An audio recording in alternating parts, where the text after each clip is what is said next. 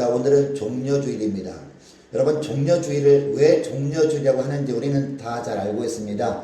우리 예수님께서 이 공생의 마지막 일주일을 지내시기 위해서 예루살렘 성에 입성하셨는데 많은 사람들이 종려가지 나무를 흔들었다. 그리고 종려가지 나무를 길바닥에 깔아서 그 위를 우리 주님께서 밟고 지나갔다고 해서 종려주일이라고 하죠. 여러분, 이 종려나무가 뭔지 아십니까?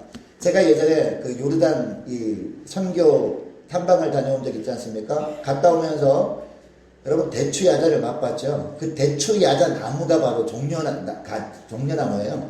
우리나라도 종려나무가 있습니다. 근데 우리나라는요, 이 날씨 때문에 그 열매가 맺히지 않는 것 뿐이지, 이 중동 지방에는 이 종려나무 있는 곳마다 열매가 풍성 열리는데 그 열매가 바로 대추야자입니다. 처음에는 파랗게 됐다가 나중에 익게 되면은 이게 쫀득쫀득해지고 아주 달달한 그런 열매가 되는 것이죠. 그런데 이 종려, 이 나무 가지는요, 의미가 있어요. 어떤 의미가 있냐면 승리라는 의미가 있습니다. 또 어떤 의미가 있냐면 안식과 풍요라는 의미가 있어요. 그리고 찬양이라는 세 가지 의미가 있다고 합니다. 자, 그러니까 사람들이 이 종려나무 가지를 흔들면서, 그리고 종려가지 나무를 바닥에 깔고 예수님 일행을 맞이한 이유가 무엇입니까? 야, 이제 우리가 승리했구나, 이제 안식과 번영만이 되겠구나 라고 하는 의미에서 예수님을 찬양하면서 이렇게 맞이했던 것이죠. 근데 사람들은요, 우리 예수님을 승리의 왕으로 생각했습니다. 그런데 문제는 단순히 이 땅에서의 승리의 왕으로만 생각한 거죠. 그러니까 이제 로마의 압제로부터 이제 끝나는구나, 이제 우리나라는 번영만 있겠구나라고 생각하면서 이처럼 종려나무 가지를 흔들면서 예수님을 맞이했던 겁니다. 근데 여러분, 이 종려주일을 우리가 매해마다 드리고 있는데, 종려주일, 우리에게는 어떤 의미가 있길래 이렇게 맞이하는 것일까요? 단순히 그냥 통상적으로 매해마다 드리는 주일이기 때문에 그렇습니까? 그렇지 않습니다. 이 종려주일에 우리가 다시 한번 우리를 찾아오신 주님을 맞이해야 되기 때문에 우리는 종려주일 예배를 드리고 있는 것이죠. 여러분, 이 종려주일 예배를 드리면서 우리에게 찾아오신 예수님, 그 예수님을 우리는 어떤 자세로 맞이해야 될까요? 이것을 오늘 본문을 통해서 살펴보기를 원하는 것이죠. 첫째로 우리는 예수님을 어떤 분으로 모셔드려야 되느냐? 바로 구주로 모셔야 된다는 겁니다. 여러분, 구주가 뭡니까? 죄에서 구원하실 유일한 주님이라는 뜻이에요. 죄에서 구원할 유일한 주님이라는 의미로 우리가 받아들여야 된다는 겁니다. 이 4절 말씀 보시기 바랍니다. 4절 보면 이는 선지자를 통하여 하신 말씀을 이루려 하심이라 라는 말씀이 나옵니다. 여러분, 여기서 선지자는 누구를 말할까요? 구약 성경의 소선지서 중에 나오는 스가랴를 말하는 것이죠. 이 스가랴 말씀을 이루기 위해서 우리 주님께서 이처럼 예루살렘 성에 입성하셨다. 그리고 나귀를 타는데 그 나귀가 어떤 나귀예요? 새끼 나귀를 탔다. 구약 성경을 이루기 위해서 이런 말씀을 합니다. 여러분, 이 스가랴 선지자는요, 언제 활동했던 선지자인지 아십니까? 예수님이 태어나시기 520년 전에, BC 520년 때 활동하던 선지자였다는 것이죠. 그때 스가랴가 당시 사람들에게 말씀을 전했는데 그 말씀을 전한 것을 지금 이루기 위해서 520년 한참 지난 다음에 우리 예수님이 33세 때 돌아가셨기 때문에 520 더하기 33세 하면 되겠죠. 그 이후에 예수님께서 이루기 위해서 이처럼 예루살렘 성에 이 새끼 나귀를 타고 입성하셨다는 겁니다. 이 예루살렘에 또 소동이 일어났습니다. 10절 말씀 보시기 바랍니다. 예수께서 예루살렘에 들어가시니 온 성이 소동하였다라고 말씀하고 있습니다. 그동안 예수님은요, 본인이 메시아 되심을 친히 밝힌 적이 그렇게 많지 않습니다. 사람들이 내가 누구인지 확실히 밝혀라 라고 했을 때도 우리 주님은 잠잠하셨습니다. 자, 어떤 경우에는요, 사람들이 예수님을 임금 삼으려고 막 높여주지 않았습니까? 야, 이 정도 기적을 행하신 분이라면 대단한 분이다, 이분이 우리 왕되림이라 라고 하면서 예수님을 막 띄워줬단 말입니다. 그때 예수님이 어떻게 하셨죠? 이 사람들로부터 피해서 한적한 곳으로 가셨어요. 그리고 하나님께 기도하는 그런 삶을 사셨습니다. 자, 그런데 예수님이 오늘은요, 본문에는 수많은 사람들이 예수님을 환영하면서, 이때는 예수님이 어떻게 하십니까? 6월절이 되면 각국에 있는 많은 사람들이 예루살렘에 모여들었습니다. 심지어는 이 이스라엘 땅 이외에 다른 먼 곳에 있는 사람들도요, 6월절에는 예루살렘으로 다 왔습니다. 왜냐하면 1년에 3번은 이 하나님께 나서 얼굴을 보여야 되거든요. 이게 의무였어요. 그러다 보니까 3대 절기 중에 하나인 6월달에는 모든 유대인들이 다 예루살렘에 너무나 많은 사람들이 왔죠. 근데 그 사람들 중에서 예수님을 환영했던 인파가 있었던 겁니다. 이 많은 사람들이 이 손에 종려가지를 들고 막 이렇게 막 흔들면서 외치지 않습니까? 뭐라고 외칩니까? 자, 오늘 본문에 보니까 9절 말씀 보세요. 앞에서 가고 뒤에서 따르는 우리가 소리 높이 이르되 뭐라고요? 호산나 다윗의 자손이여 찬송하리로다 주의 이름으로 오시는 이여 가장 높은 곳에서 호산나라고 합니다. 여러분 오늘 본문에는 나오지 않지만 누가복음에 보면요 병행 구절이 있어요. 오늘 본문에 나오는 말씀과 거의 비슷한 내용이죠.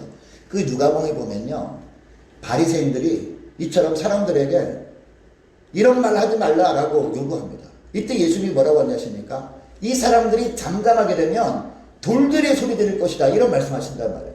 예. 이제는 예수님께서 어떤 분인지 드러내실 때가 되니까 우리 예수님께서 친히 메시아심을 드러낸 거예요. 구주임을 나타낸 거란 말이에요. 근데 사람들은 어떤 분으로 한 거예요? 단지 그냥 정치적인 메시아라고 아는데 우리 예수님은 무엇을 드러낸 거예요? 정치적인 메시아를 뛰어넘은 사람, 진정한 메시아, 죄악에서 구원해 주실 분으로 이렇게 우리 주님께서 드러내셨다는 겁니다. 여러분 오늘 종려주일 예배 우리가 드리고 있는데요. 이 종려주일 예배가 내가 믿는 예수님은 죄에서 구원해 주실 유일한 분이라는 확신을 가지는 복된 시간 될 수 있기를 축복합니다. 이 나를 죄와 사망에서 건져내 주실 유일한 분, 그분으로 다시 한번 주님을 모셔드릴 수 있는 복된 시간 될 수 있기를 축복합니다.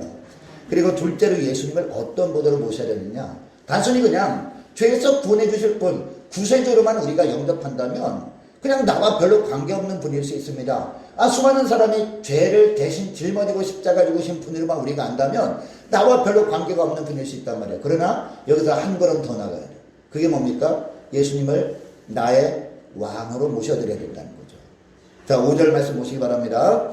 자, 5절 말씀 보면 시온의 딸에게 이르기를 누가? 왕이 내 왕이 내게 임하나니 라고 말하고 있습니다. 우리 예수님은 뭐라고 표현합니까? 왕이라고 표현하죠. 왕이라고 표현하는데 다른 사람의 왕이 아니라 누구의 왕? 너의 왕, 바로 우리의 왕이다라고 말하고 있어요. 내 왕이 내게 임하나니라고 하고 있습니다. 여러분이 종려주일 예배 드릴 때 우리 주님께 이 시간에 우리를 찾아오십니다. 예배 드리는 공간을 우리에게 찾아옵니다. 근데 오늘날 전국만의 많은 분들이 왜 교회에서 꼭 예배 드리냐, 집에서 예배 드리면 안 되냐라고 합니다. 근데 그 말은 틀린 거예요. 그분들은 이 교회가 무엇인지 모르기 때문에 그런 말씀을 하는 거예요. 물론 우리 한 사람 한 사람의 교회지만 공동체 예배도 그만큼 중요한 겁니다. 만약에 공동체 예배가 중요하지 않았다면 세상의 위협 앞에서 12제자가 왜 모여서 기도하고 예배드리고 있었겠습니까? 성령 강림 사건 이전에 우리 주님께서 너희들 예루살렘을 떠나지 말라. 떠나지 말라고 했단 말이에요. 흩어지지 말고 모여서 예배드리고 기도하고 있으라. 그러면 성령을 너에게 보내시겠다고 말씀하셨단 말이에요. 그러니까 우리가 물론 이 교회 당에서 예배는 못 드릴 수 있어요. 그럼 우리가 어떻게 해야 돼요? 주일날? 다른 곳에 모여서 기도해야 되는 거예요. 공동체 예배가 그만큼 중요한 거예요. 공동체 예배, 공예배 이게 너무나 중요한 거예요. 이 공동체 예배 드리는 가운데 우리 주님이 놀라운 은혜가 임하는 줄 믿으시기 바랍니다. 근데 이렇게 우리가 예배 드리는 이유가 뭐예요? 우리 예수님이 누구시기 때문에? 우리 한 사람 한 사람의 왕이시기 때문에 내 왕이 너희들에게 임하나니라고 말씀하고 있잖아요. 우리 예수님은 왕이십니다, 여러분. 다른 사람의 왕이 아니라 내 인생을 주관하신 진정한 왕이시라는 거죠. 이처럼 예수님을 왕으로 우리가 섬겨드려야 되는 거죠. 네, 이것을 우리가 확신하면서 이 종려주일 예배를 드려야 될 줄로 믿습니다. 근데 오늘 본문에 보면 사람들이 예수님을 왕으로 맞아들이긴 했어요. 그런데 서두에 말씀드린 것처럼 정치적인 왕으로만 모셔드린 것 아니겠습니까? 그러다 보니까 예수님께서 자기들이 원하는 대로 해주지 않아요. 예수님이 로마로부터 해방시켜줄 줄 알았는데 비참하게 십자가에 못 박기 위해서 막 그냥 재판받을 때도 그냥 침묵하고 맙니다. 그런 걸 보면서 사람들이 뿔이 난 거예요. 화가 난 겁니다. 본인들의 소원을 이뤄주는 길로 가지 않으니까 예수님을 미워하기 시작해요. 그래서 어떻게 합니까? 십자가에 못 박으소서 이렇게 말합니다. 아니 예수님께서 예루살렘에 입성할 때는 종려나무까지 흔들면서 호산나 호산나 외치던 사람들이었는데 본인들이 원하는 대로 해주지 않으니까 십자가에 못 박으소서라고 하면서 예수님을 십자가 못 박고 심지어는 죄인의 괴수였던 바라바를 대신 내놓아 달라 뭐 이런 말도 안 되는 주장을 했던 사람들이었단 말입니다. 여러분 오늘날도 어떻습니까? 오늘날 많은 분들이요 예수님을 단순히 나의 필요를 채워주는 왕으로 섬기는 것은 좋아해요. 예수 믿는 사람이라면 내가 간절히 소망하는 기도 제목들이 있지 않습니까? 개인적인 기도 제목들 필요한 것들 아릴 때 그 기도 제목을 응답해 주시는 왕으로서는 모시기를 좋아합니다. 그런데 내 인생의 왕 내가 원하지 않는 부분까지도 개입하셔서 모든 삶을 진정 주관하시고 주님께서 인도하신 대로 이끌어 주실 참 왕으로 모셔드리는 것은 불편한 분들이 많습니다. 이런 삶을 사는 우리를 불쌍히 여기셔서 간혹가다가 주님께서 우리에게 실행해 주실 때가 있죠. 왜 주십니까? 그 삶이 아니라는 거예요. 우리 예수님은 우리의 삶이 진정한 왕이라는 겁니다. 그래서 진정한 왕으로 모셔드리길 원해서 간혹가다가 우리가 원치 않은 길로 인도하실 때가 있다는 거죠. 우리가 소원하는 것을 들어주지 않을 때도 있다는 겁니다. 우리의 삶이 진정한 왕이고 우리의 삶이 진정한 왕이신 예수님께서 우리를 어디로 인도하십니까? 진정 살 길로 인도하는 거예요. 이 땅에 있는 동안에만 왕이 아니라 이 땅을 떠나서도 우리를 바른 길로 천국 길로 인도하시는 참 왕이라고 말씀하시는 거예요. 그 왕으로 예수님을 모셔야 되는 날이 어떤 날이다? 바로 종려주일이다. 그래서 오늘 종려주일 예배를 주님께 올려드리고 있는 줄 믿습니다. 여러분 예수님께서요 이 예루살렘 성에 입성하실 때 이처럼 호산나 다윗의 자손이여 외친 사람들 그냥 정치적인 메시아로만 알고 이렇게 외친 사람들 바라보면서 답답하셨을 겁니다. 왜냐하면 그 마음을 꿰뚫어 보셨기 때문에 이 사람들이 자기들이 원한 대로 예수님께서 걸어가지 않으면 십자가를 못 박으셔서 이렇게 말할 줄 알았거든요. 너무나 속이 상하셨을 겁니다. 그런데 우리 예수님께서 기뻐했던 그룹이 있어요. 그 그룹이 누구냐? 바로 아이들입니다. 아이들. 네, 어린 아이들. 어린 아이들도 거기에 있었나 봐요. 누가복음에 보면 어린 아이들이 찬미합니다. 어린 아이들은요 호산나 다윗의 자손이 할 때 아무런 사심이 없는 거예요. 아 진짜 왕인가 보다라고 하면서 정말 내 삶의 왕으로 모셔드린 거예요. 그 어린아이의 찬미를 기뻐하셨다라고 성경은 이야기합니다. 여러분 주님께서 우리에게 원하는 게 뭡니까? 어린아이의 마음으로 주님을 왕으로 모셔드리는 거예요. 그러니까 주님께서 어떤 삶으로 인도하시는지 감사하면서 오직 주님만을 바라보고 주님의 뜻 가운데 살아가는 것 이것을 주님이 원하신다는 겁니다. 여러분 이것을 기억하시고 우리 주님께서 나의 왕 되심을 고백하면서 이 종려주일 예배를 드릴 수 있기를 축복합니다. 여러분 사람들은 로마의 압제로부터만 해방되길 원했잖아요. 그런데 우리 주님께서는 이 사단마귀의 권세로부터 해방시켜주길 원하십니다. 예. 여러분 우리 삶 가운데 가난이 있습니다. 억눌이 있습니다. 포로됨이 있습니다. 병들이 있습니다. 이런 모든 것들이 어디로부터 왔죠 여러분? 창세기 3장에 보면 죄로부터 왔다라고 하잖아요. 이 아담과 하와가 죄를 범함으로 말미암아 이 땅에 엉겅퀴가 생겼다라고 하잖아요. 가시가 생겼다라고 하잖아요. 삶의 가시와 삶의 엉겅퀴들이 뭐로부터 왔다?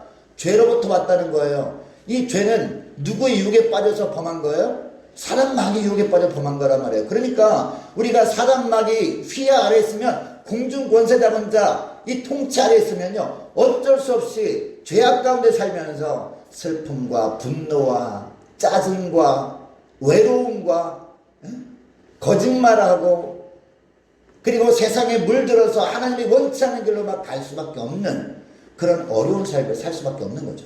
감옥 같은 삶을 살 수밖에 없는데 거기서부터 진정 해방자로 누가 오셨다고요? 예수님이 오셨다는 거예요. 그날이 언제라고요? 종려주일. 이 일을 위해서 예루살렘 성으로 입성한 날이 바로 종려주일이라니까요. 예. 근데 예수님께서는요 보통 왕하고 달랐죠. 보통 왕은 여러분 이 전쟁에서 승리하고 개선 행진할 때 뭘 타십니까? 백마를 타세요. 왕들은 백마를 타고 따보면 다른 이 부하들은요 껌정말 뭐 이런 말 타는데 백마를 타고 유일하게 따보는 사람 저 사람이 왕인가 보다라고 하거든요. 그래서 저 멀리서 백마 타고 사람 있으면 더 막 소리 듣는단 말이죠. 호산나 다윗의 자손이야만 막 소리 듣는단 말이죠. 예. 근데 우리 예수님은 뭘 타요? 백마가 아니라 나귀 새끼를 탔어요.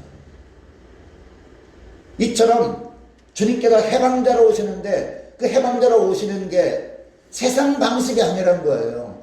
더 낮아지고 겸손의 모습으로 섬기는 자리로 가는 게 바로 죄에서 해방시켜주는 길이다라는 것을 보여주신 거죠.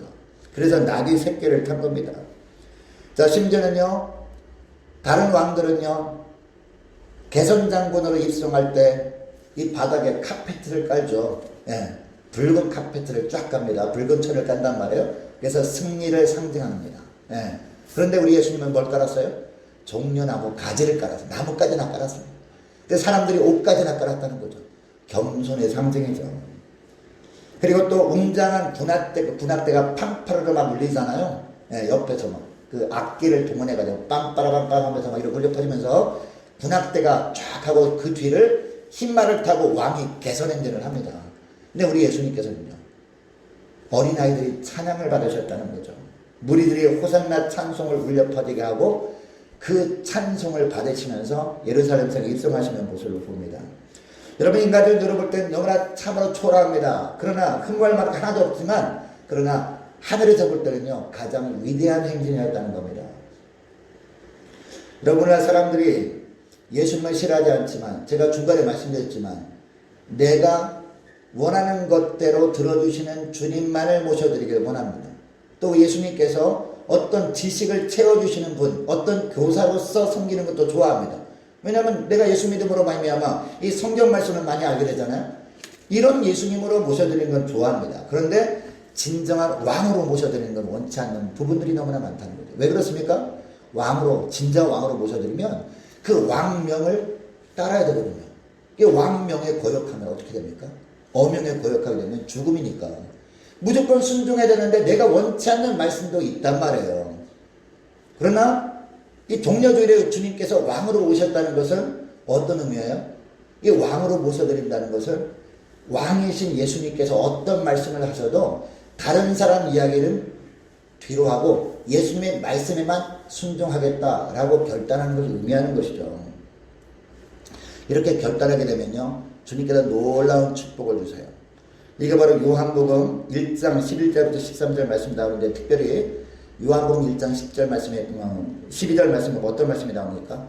영접하는 자, 왕으로 영접하는 자, 예수님을 내 인생의 왕으로 영접하는 자에게는 그 이름을 믿는 자들에게는 어떤 권세? 하나님의 자녀가 되는 권세를 주신다는 말이죠.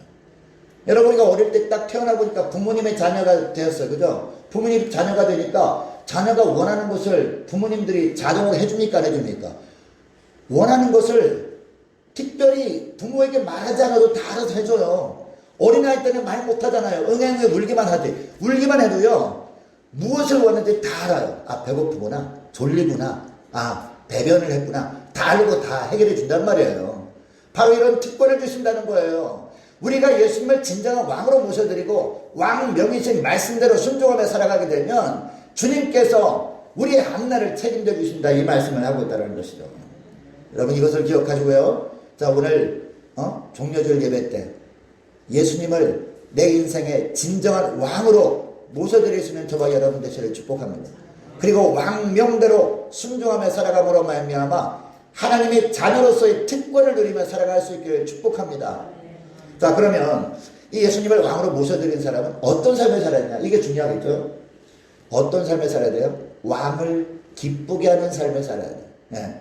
우리가 회사에 취직합니다. 그러면요 회사 회장이 기뻐하는 일을 해야 되겠죠. 그리고 팀장이 기뻐하는 일을 해야 회사에 적응을 잘할 거 아닙니까? 예수님을 왕으로 모셔드리면 우리가 누구의 기쁨을 위해 살아야 돼요? 왕의 기쁨, 예수님의 기쁨을 위해서 살아야 된다는 겁니다. 여러분 왕에 대한 백성이 제일 되는 도리가 뭐예요? 충성 아닙니까? 한 나라가 부강해지는 비결이 뭡니까? 왕은 백성을 사랑으로 다스리는 거예요. 어떻게 하든지 자기 유익을 생각하지 않고 어떻게 하면 이 백성들이 평안하게 살까? 이것만 생각하며 살아야 되는 거거든요. 그렇게 살고, 그러면 백성들은요, 왕 대신 분에게 충성을 다할 때, 어떻게 하면 왕이 기쁨을 위해 살까? 이렇게 하면 나라가 자동으로 부강해지는 건 아니겠습니까? 왕은 백성을 위해 살고, 백성들은 왕의 기쁨을 위해 살고, 예수님과 우리의 관계도 마찬가지라는 것. 여러분이 주님께서는요, 우리에게 풍성한 은혜를 예배해 놓으셨어요. 풍성한 축복을 누리며 사는 비결이 뭐예요? 우리 주님께서 늘 우리만을 위해서 지금도 하나님보다 우편에서 우리를 위해서 기도하고 계세요. 누구를 위해서? 우리 한 사람 한 사람 위해서. 그럼 우리는 어떤 삶을 살아야 돼요? 왕 대신 예수님이 기쁨만을 위해서 살면 되는 거죠. 그러면 주님께서 오늘날도 예배해 놓으신 풍성한 축복을 우리가 누리며 살게 되는 줄 믿습니다. 여러분 갈라디아서 1장 말씀 보면 유명한 말씀이 나오죠.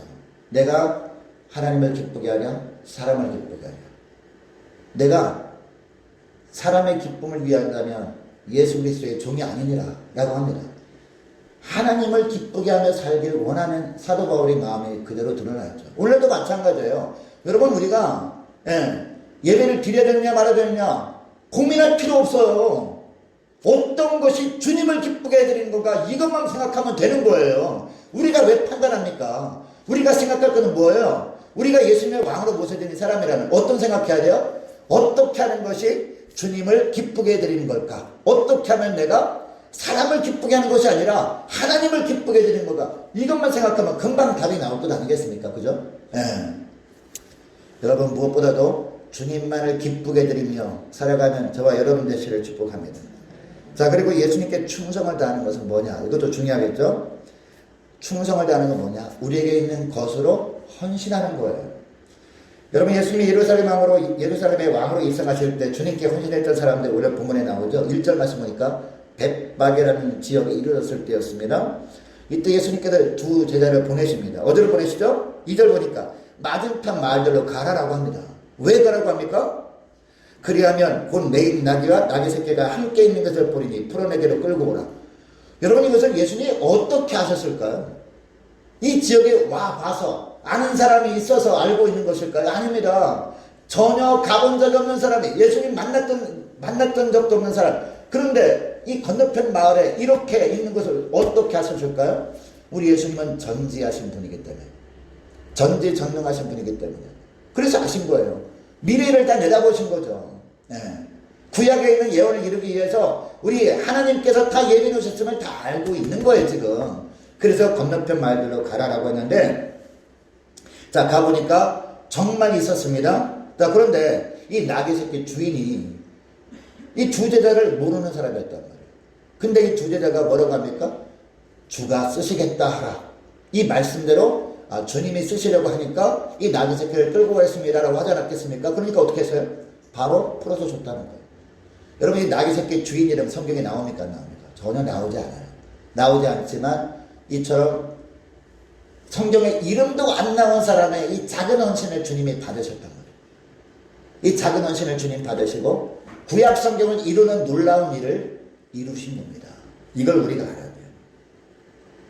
자, 뿐만 아니라 예루살렘에 입성할 때 배후에는 또 어떤 헌신을 한 사람들이 있었습니까? 예루살렘에 입성하실 때 사람들이 자기 겉옷을 펴서 깔잖아요. 그죠? 여러분 그 당시 겉옷은요 그 사람의 지위를 상징하는 그런 옷이었습니다. 어떤 사람은 이 옷 색깔 따라서 옷 어떤 재질에 따라서 틀렸대요. 이 사람은 저 옷 입은 거 보니까 사회적 계층이 어느 정도구나 이걸 알았다는 거예요. 자기의 명예를 상징하는 옷이었단 말이에요. 그리고 또 하나는 이 겉옷은요 자기의 자존심을 상징하는 그런 옷이었다고 합니다. 그러니까 어떤 명예나 지위나 자존심도 다 벗고 주님 앞에 헌신했던 것이죠. 여러분 이처럼 자존심까지 다 포기하면서 주께 헌신했던 대표적인 사람이 또 있습니다. 바로 수로보니게의 여인이죠. 이방 여인이죠. 이 이방 여인에게 딸이 있습니다. 그 딸이 귀신 들렸어요. 근데 귀신 들린 딸을 보면서 답답했겠죠. 어떻게 하든지 그 딸을 고치길 원하지 않았겠습니까? 사랑하는 어머니가. 근데 이방 여인이었어요.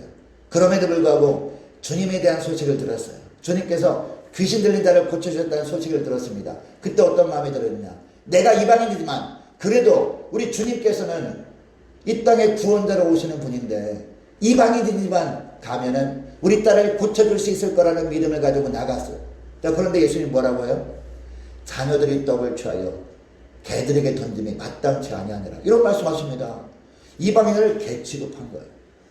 자존심이 망가졌을까? 아마 완전히 자존심이 망가져. 얼마나 정말 부끄러웠을까요?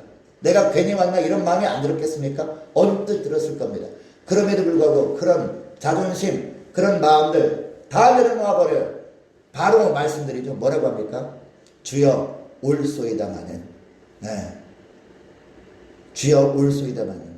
개들도 자녀들이 먹다가 던진 그 부스러기를 먹나이다. 산에서 자녀들이 먹어요. 먹다가 떨어지는 부스러기 있잖아요. 부스러기 떨어지면은 상 아래 있던 개들이 먹지 않느냐. 이런 얘기를 하는 놀라운 믿음 아닙니까? 그 자존심 때문에 그냥 딸이 죽든 말든 내 자존심을 지키려 그러지 않았다니까요. 주님의 곁을 떠나지 않았어요. 오히려 자존심을 내려놓았습니다. 그것을 주님이 보시고 뭐라고 합니까? 내 믿음이 바로 내 딸을 살렸다. 그런 말씀 하시지 않습니까? 결과 어떻게 됐어요? 집에 가보니까 깨끗하게 고침 받았더라. 그런 말씀이 나오지 않습니까? 우리가 잘 아는 것처럼. 내 믿음이 크구나 라는 말씀 하시더라고요. 사랑하는 여러분, 오늘 주님을 기쁘게 하는 성도들을 찾고 계십니다. 오늘 종려주일 주님께서 예루살렘 성에만 입성하시는 것이 아니라 우리 마음의 성에도 입성하기를 원하십니다. 여러분, 그 예수님을 어떤 자세로 모시겠습니까? 예수님을 구주로 모시기를 축복합니다. 예수님을 왕으로 모셔드리기를 축복합니다. 예수님을 왕으로 모셔드리는 것이 어떤 거라고 했습니까? 주님의 기쁨을 위해 살겠습니다. 결단하는 거예요. 그리고 또 우리에게 있는 것으로 헌신하겠습니다라는 것을 의미하는 것입니다. 여러분, 내일부터 고난주간 특세가 시작됩니다. 많은 사람들은 예배를 안 드려야 된다고 하지만 여러분, 우리가 하나님의 은혜 가운데 거하는 곳이 가장 안전한 곳입니다. 전능자의 그늘아래 거하는 거 예배가. 할렐루야.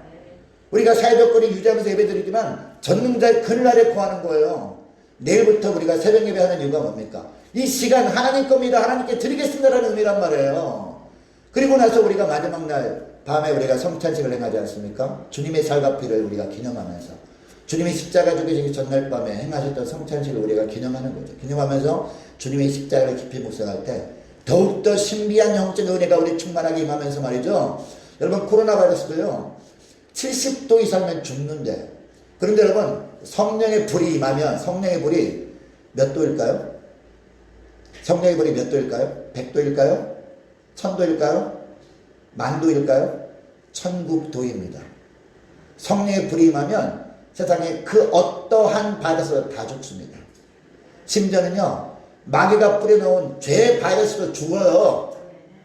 마귀가 뿌려놓은 영적인 죄 바이러스도 죽는데 현미경으로 볼 수 있는 바이러스를 왜 못 죽입니까? 걱정하지 마십시오. 할렐루야. 네. 내일부터 있을 고난주간 특세 꼭 오셔서 성령의 강력한 은혜 가운데 거하시면 저와 여러분 되시를 축복하고 종려주일부터 시작되는 고난주간을 지낼 수 있는 저와 여러분 되시를 축복합니다.